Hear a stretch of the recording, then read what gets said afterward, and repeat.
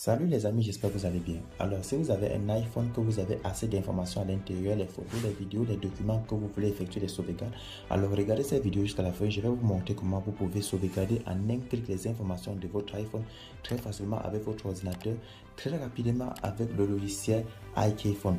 Alors, regardez cette vidéo jusqu'à la fin. N'oubliez pas de liker et de partager parce que je vais vous montrer une solution très rapide pour sauvegarder vos informations iPhone très rapidement avec votre ordinateur en un clic.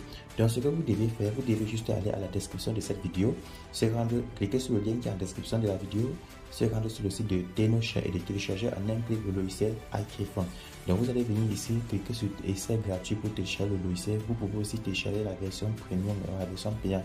Alors, donc ce logiciel est capable de faire la sauvegarde en un clic de vos photos vers votre ordinateur PC et Windows. Et le logiciel en question est compatible sur les iPhones, sur les derniers iPhones, donc que ce soit iPhone 13 Pro, bref, peu importe, et c'est compatible également sur iOS 15, iOS 14 et tout fonctionne très bien. Donc tant que vous avez un produit Apple, que ce soit n'importe quel iPhone, le logiciel est compatible. Donc avec ce logiciel également, vous pouvez transférer des photos, des fichiers multimédia, et vous pouvez aussi connecter votre téléphone facilement à iTunes sans limitation. Vous pouvez faire autant d'informations possibles avec. Donc, une fois téléchargé le logiciel, vous avez accès à l'interface comme ceci. Donc là, c'est l'interface du logiciel. Tout ce qu'on a fait, c'est de connecter l'appareil à partir d'un câble comme ceci. Donc, c'est là-dessus qu'on a connecté l'appareil. Donc, une fois l'appareil connecté comme ceci, le logiciel va détecter l'appareil connecté. Donc, on s'est rassuré que le boîtier USB passe très bien.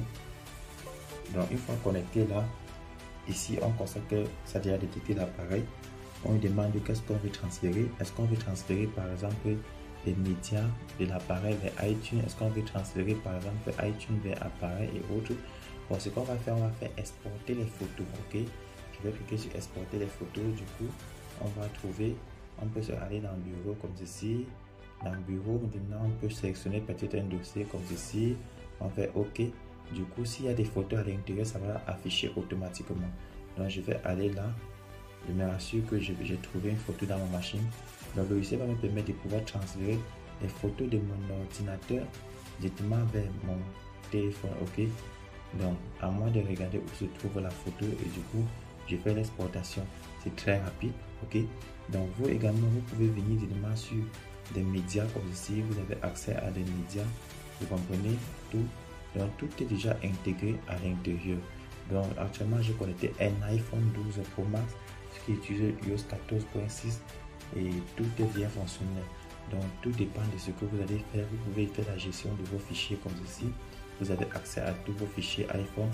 Là ici par exemple j'ai les photos que j'ai eu à filmer depuis mon appareil.